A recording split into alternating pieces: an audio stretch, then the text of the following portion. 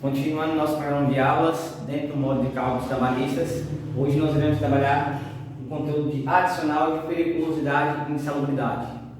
Vale lembrar, como no início de todas as aulas, nós frisamos que todos esses benefícios são concedidos a empregados que trabalham no regime de carteira assinada, certo? Que trabalham garantidos por lei, trabalham com vínculo empregatício, com vínculo com a empresa e com vínculo também com a Previdência Social. Aqueles indivíduos que trabalham na informalidade, eles não têm direito a nenhum desses benefícios oferecidos pelas instituições e pelo governo. Dentro do contexto do conteúdo de adicional de periculosidade e insalubridade, nós vamos entrar no contexto empresarial.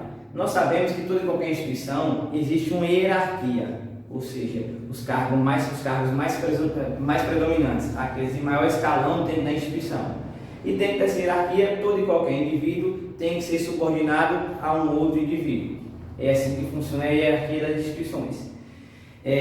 Vale a pena lembrar que muitas vezes as pessoas comentam e falam muito sobre um ditado popular, certo? Que diz o seguinte: manda quem pode e obedece quem tem juízo, ou quem tem coragem.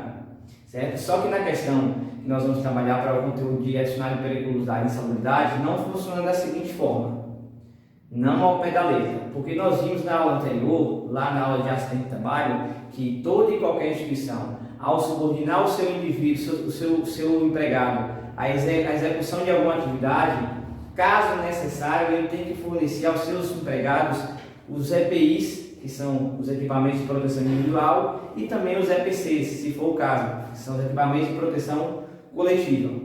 Aqui, para o conteúdo de adicional de insalubridade e periculosidade, não é diferente.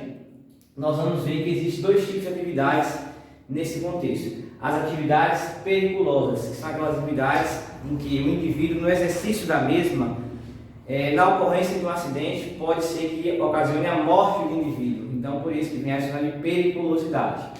Esse é um adicional um pouco mais complicado de se trabalhar, porque quando se leva à morte do indivíduo, aí há necessidade maior de uma apuração maior desse caso, para saber realmente de quem foi a negligência, como nós vimos na aula anterior, se a negligência foi do indivíduo, certo? Ou se a negligência foi da instituição. Mas, fugindo um pouco dessa questão da obrigatoriedade de se saber de quem foi a negligência, nós vamos ver que, independentemente do acontecimento em si, todo e qualquer indivíduo, quando exerce uma atividade periculosa, ele tem que receber um adicional, que é um acréscimo no valor do salário sobre aquela atividade, certo? Já que a atividade ela pode ocasionar a morte do indivíduo. Então, por isso que vem a ser adicional de periculosidade. As atividades, dentre as muitas atividades que nós temos, nós podemos citar algumas que são consideradas atividades periculosas, que podem levar à morte do indivíduo, que seria a atividade mediante da eletricidade, certo? Por exemplo, o eletricista que mexe com altas tensões de energia elétrica, que pode em um momento levar uma descarga elétrica e vir a óbito. Nós temos também os indivíduos que trabalham com substâncias inflamáveis, por exemplo, frentistas de posto de combustível, que trabalham com substâncias inflamáveis. Então, ali, na ocorrência de um acidente, possa ser que o indivíduo venha a falecer. Então, por isso que ele tem direito a receber esse adicional de periculosidade, certo? Indivíduos que trabalham com exposições a radioatividades, da mesma forma, podem causar a morte. Então, todas essas atividades que nós citamos aqui, e dentre várias outras, elas podem levar à morte do indivíduo no exercício da sua atividade. Então, por esse motivo, os indivíduos passam a ter direito a receber esse adicional, que é chamado de adicional de periculosidade, pelo desenvolvimento dessa atividade. Esse adicional é um adicional de 30% sobre o salário base do indivíduo. Sobre o salário base, suponhamos que o salário é de R$1.000, certo? O salário base do indivíduo é de R$1.000, e ele vai receber esses R$1.000 mais os 30% referente ao adicional de insalubridade, que seria mais R$300. Então, ficaria com o salário de R$1.300, certo? Em cima do salário base, sem contar se ele tiver algum tipo de adicional, algum tipo de outro adicional, algum tipo de gratificação, algum tipo de bonificação. Então essas bonificações e gratificações não contam.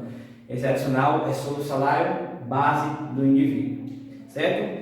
Só que também há jurisprudências. O que seriam jurisprudências? Há determinações legais, determinações de leis que diz que o indivíduo tem que receber esse valor do salário do adicional de periculosidade sobre o salário mínimo vigente no momento e não o salário base. E aí cabe chegar-se a um entendimento melhor da lei com relação a essa questão do adicional de periculosidade. Mas em tese seria isso aqui. O adicional de periculosidade seria aquelas atividades que os indivíduos desenvolvem, certo? E que podem ocasionar a morte do mesmo, como eu citei aqui algumas atividades. E aí nós podemos passar para o adicional de insalubridade. O que seria uma atividade insalubre? Seria uma atividade que, no exercício da mesma, não levaria o indivíduo à morte, mas causaria algum tipo de dano à saúde, causaria algum tipo de falência à saúde, algum tipo de diminuição da saúde do indivíduo, algum problema de saúde no indivíduo, certo? São aquelas atividades que podem causar algum dano à saúde do indivíduo. Então, esse é o adicional de insalubridade, atividade insalubre, esse tipo de atividade.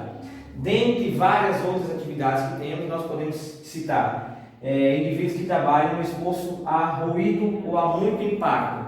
Pode causar algum tipo de dano na audição, pode causar algum tipo de dano em um outro membro do corpo do indivíduo. Os indivíduos que trabalham com exposição ao calor e ao sol podem causar algum tipo de dano. Por exemplo, se tiver muita exposição ao sol, pode vir até causar um câncer de pele. Certo? E também os indivíduos que são subordinados a atividades relacionadas a frio e a muita umidade também podem causar algum tipo de dano à saúde, como por exemplo uma pneumonia, uma bronquite, e isso são atividades insalubres. Diferente um pouco do adicional de periculosidade, o adicional de insalubridade ele tem uma variável, ele varia um pouco, ele varia entre 20% e 40%. E como vai ser a variação desse adicional? Quanto maior for insalubre a atividade, certo? Quanto maior for o risco de atividade causar um dano à saúde do indivíduo, maior será o valor do adicional. Quanto menor for o grau de insalubridade da atividade, menor será o valor do adicional. Então, nós percebemos que é diretamente proporcional. Quanto maior for o grau, maior o adicional. Quanto menor for o grau, menor o adicional. Certo?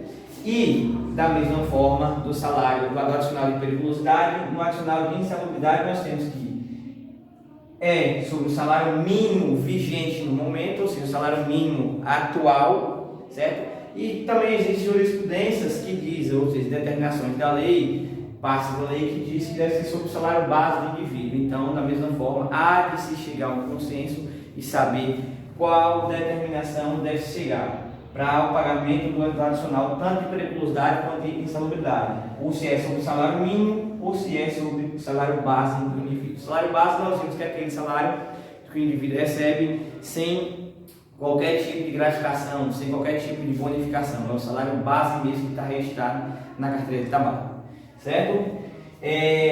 Quanto maior for a insalubridade, maior o adicional, isso que eu vou falar aqui. Então, o adicional de periculosidade é um único adicional, de 30%. Já o adicional de insalubridade, ele varia entre 20% e 40%. Gente, mas aí pode surgir a pergunta, e os indivíduos que trabalham, por exemplo, em posto de combustível, certo?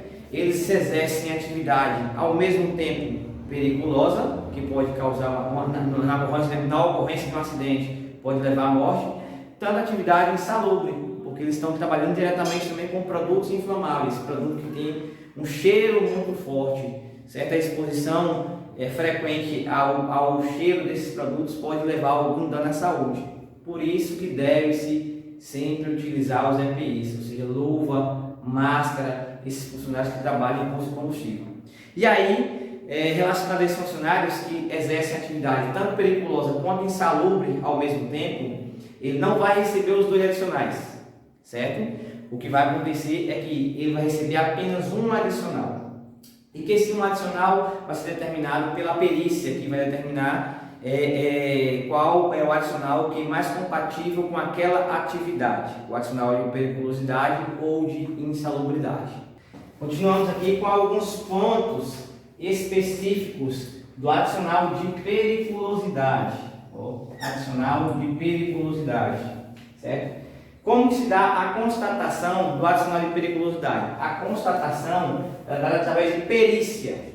Essa perícia ela só pode ser realizada por um médico ou um engenheiro do trabalho, devidamente, certo? Vinculado e credenciado, ou seja, credenciado ao Ministério do Trabalho e Emprego, certo? Ou seja, como que se dá essa perícia? Essa perícia ela é facultada pela instituição. A instituição ela pode recorrer a esse médico ou esse profissional, esse engenheiro do trabalho, certo? Para solicitar com o mesmo, faça uma perícia para caracterizar e classificar as atividades da instituição. Através dessa caracterização e classificação das atividades é que vamos saber quais são as atividades da instituição que receberão o adicional de periculosidade, ou seja, quais são aquelas que são atividades que mostram algum risco à integridade física do indivíduo, certo? Como se dá também, nesse momento, a eliminação do direito do recebimento do adicional de periculosidade? A eliminação desse direito só se dá por um único motivo: pela cessação da atividade que vinha a causar risco à integridade física do indivíduo. Ou seja, ele exercia uma atividade que era periculosa, certo? Então tinha direito a receber a esse adicional. A partir do momento que ele passa a não exercer mais essa atividade, passa a exercer outras atividades que não têm a mesma característica, que não se enquadram, que não foi enquadrado pela perícia, certo? Como atividade periculosa, então passa a não ter o direito a receber esse adicional por esse motivo, por descaracterizar a periculosidade da atividade. E por último aqui nós vamos ver em relação aos menores. Aos menores é vedado de qualquer forma a execução, certo? De qualquer atividade periculosa, ou seja, qualquer atividade que venha colocar em risco a integridade física desse menor, certo? Por o menor fazer parte de um outro grupo e também ter que obrigatoriamente pela lei seguir um outro regime contratual, não o mesmo regime contratual pelo qual é submetido o maior de idade. Então, por esse motivo, o menor ele não pode de forma alguma exercer nenhuma atividade que seja periculosa, certo, gente? Tranquilo?